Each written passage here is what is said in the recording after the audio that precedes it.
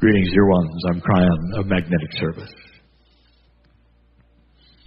There was a time, dear ones, where any channeler on the planet who would go into that which they call a trance channel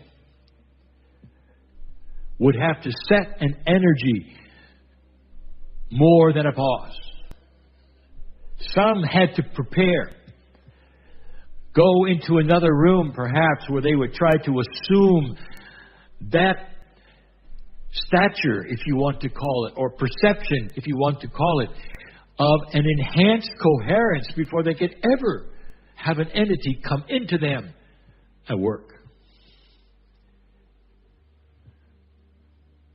Some have said, well, channeling is a takeover. And therefore, that takeover, the human can't control it. Therefore, you don't listen to it because anyone could leap in and give you messages. To be aware of it. Do you think that's happening now? When I describe to you helpful things, the compassion of God, of ways that you can get in touch with that which is the beautiful soul that you are. I'll tell you what my partner did. He doesn't tell this. It's embarrassing for him. He doesn't tell anyone. Those first moments of channeling, those first times, when he said, I'm afraid of the takeover. And he said to me, he said, I know you're real. He said, you can't fake love. You just can't. Not over and over and over and over and over. You can't fake it. And he would weep when he sat in the chair and realized he was in touch with something so special. And he is. And the message I got from him says, it can't be a takeover because I'm afraid of that. He said, I want to be present so I can hear what's going on. He said, I want to be able to stop it if I am not comfortable. All of that coming from my partner's fear. He's a human, just like you. Channelers are all simply human beings. They have all the fears that are there and all of the machinations of perception that are personal for them. The things that they are afraid of, the things that they wish or don't wish. And all these channelers have the same kinds of issues. Those who are wide open and haven't come from a background, perhaps as my partner did, which is so logical and so strong in a box, you'll see them open. And many entities can come in. They'll walk around the room. But my partner, he had a setup with me. He said, let me be present all the time. And I said to him, do you want then to know what will happen? And he said, of course. And I said, you will be in a chair. You won't get up. You won't walk around. And you won't open your eyes. Now, he has not told that before. And I did. I want you to see the humanness of even those teachers that you have seen today and even those channelers that you've seen today. And so it is that he is in the chair, and that's all that he is. He occasionally stands up and he must hold something. Because while he is channeling and present to listen, he doesn't have balance. And he tends to fall over. There have been several times when he almost has. He needs to hold something, especially in the pineal choirs and the other times where he's been asked to stand and channel. And if you see the pictures of that, now you'll know why. He's always holding on to something. He's human. And the fears that he had to begin with, that maybe this wasn't appropriate or maybe it wouldn't work, are all built in now to what you see. But in the process of this, it has become pure. And he trusted the source because he was there and he could listen. Many of those who channel are not aware of the message until later and someone tells them. My partner insisted, as is now, that he knows what is being said. He is apart from me, but next to me. That is the way this channeling works. Now he's relaxed with it. I told him once, I said that the things that are in your body that you would call processes that are regular and normal, many of them cease while you channel. This is embarrassing to him. To go into a channeling where he had to go to the bathroom and realize that in channel he didn't. You see, my partner, I'm in embarrassing mode right now for you. To be hungry and go into channel and not be hungry. I told him, I said, while you channel, you don't age. This really interested him because he said, is it possible to be in channel all the time? In a way, yes. I give you this information because I want you to feel the completeness of how much Spirit knows you. Your name goes here. There's an old paradigm of God, of worship, of having a relationship where you go into a building and the group becomes that which is a generic group, and you listen to doctrine or scripture, or you might participate in beautiful songs and singing and meditations, but it's a group. And what you're told is that this is God, this is you. And if you've given rules or any of these kinds of things, they're all the same, it's generic for you, and you leave that place perhaps even pleased and happy that you had that experience, but you realize God was up here somewhere and you're down there. I want you to wipe away that paradigm completely. I want you to just wipe it away and understand something. As children, you were given a metaphor. It's something that many, many children, especially in the culture that's listening, understand and participate in at Christmas. You were told that there was a man at the North Pole, and he was Santa. And this man knew you so well that he knew if you were bad or good.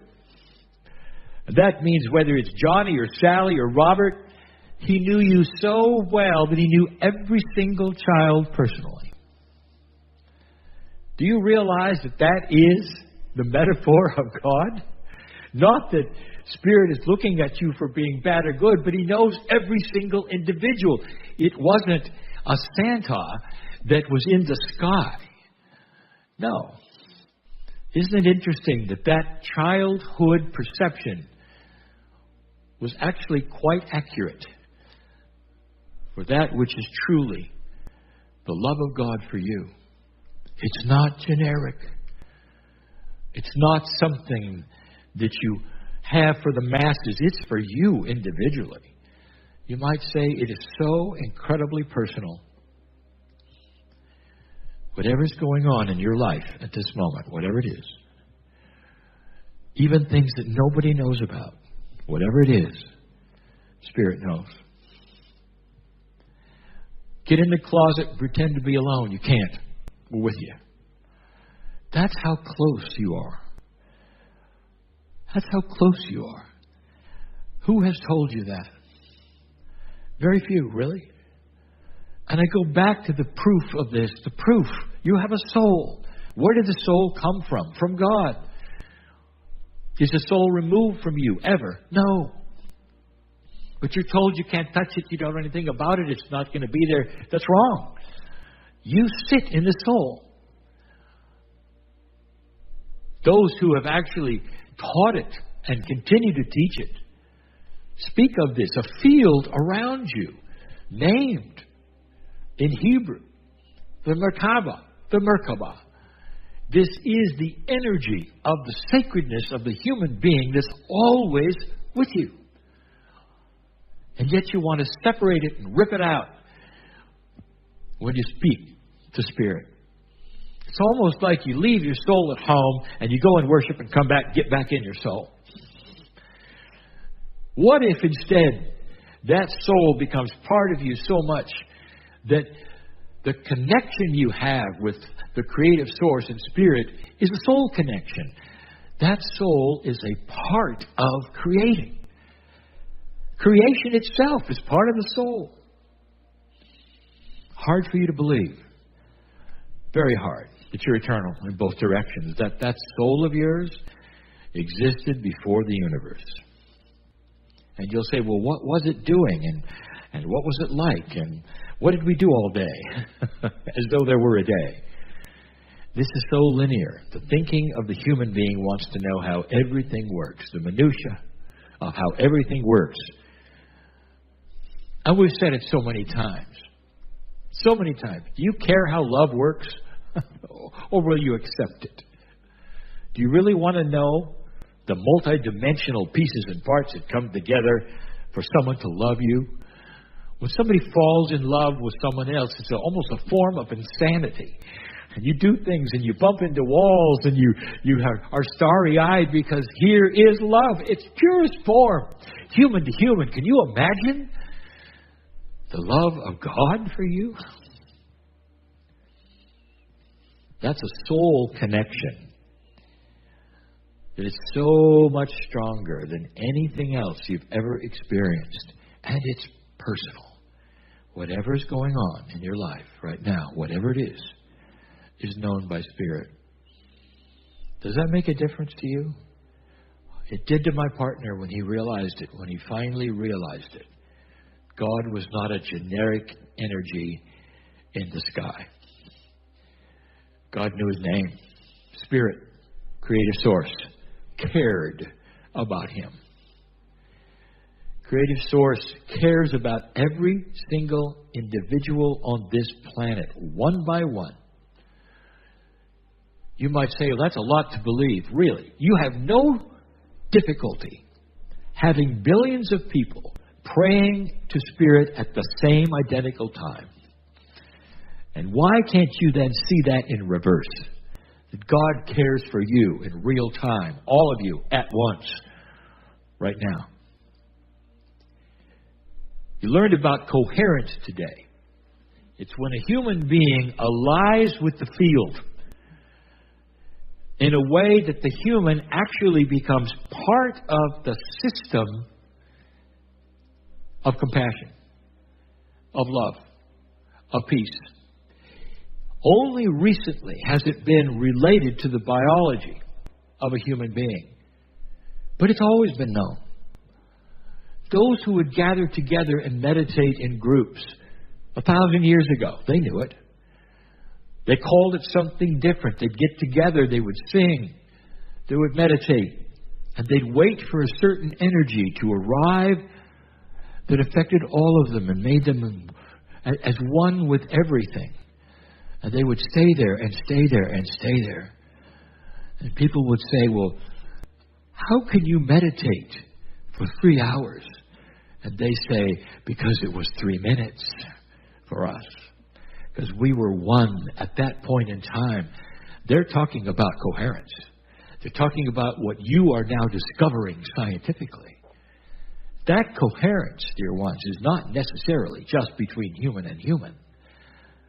That coherence is between human and the field and the Creator and all that is.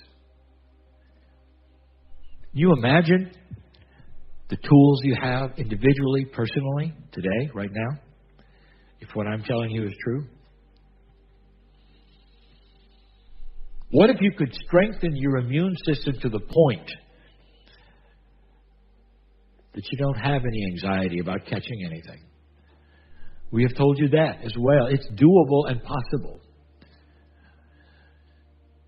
But so many don't understand it yet. It's It's this close, but not yet to the point where we could teach you how. But eventually, it will be. We've also told you that disease itself has energy and has a level of dark and light. We've told you that in a future time, that an evolved human being will vibrate at a level that is higher than any disease. And that there would become a time in generation after generation of an evolved human consciousness where they will start reporting the absence of disease that used to be there that is starting to disappear. And they don't know why. They'll say, well, the immune system got used to it. The immune system doesn't get used to cancer, dear ones. There may be a cancer-free generation coming because of consciousness and not medicine. These are the things that are eye-rolling to many people who don't understand. The consciousness has an energy that can affect the planet, can affect humanity. And that energy, that light, is slowly, slowly increasing. I want you to think with me for a moment. If this is true, Kryon, can you lead us through something that would help right now before you go away? Let's do it. If it so pleases you, you put your hand on your heart, a signal to your body that something is coming. And in that, you might say, dear Spirit, are you there? Some of you will feel the chills of a yes. Dear Spirit, are you there? Dear Spirit, is it true? You're always there. And the answer is yes. Dear Spirit, tell me what it is I need to know. Through intuition, through compassion, not writing on the wall, but let it come into me from you as a child of God, and give me the peace that passes all understanding. Peace where there shouldn't be peace. Compassion and love, so that I may walk from this area in my home different today. And I can pass this peace to my children, or to my fellow colleagues, or to my family, when they see that I am peaceful. Old soul, that's what you're here for. Keep your hand on your heart for just a moment. Dear Spirit, take my hand.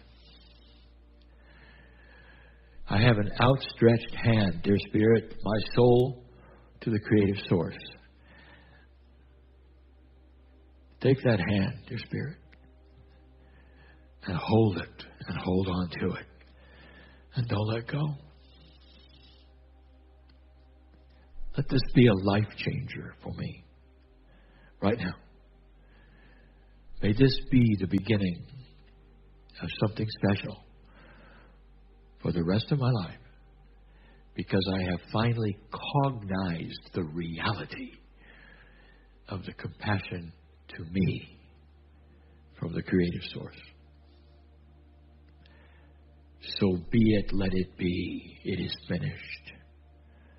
It is so. And so it is.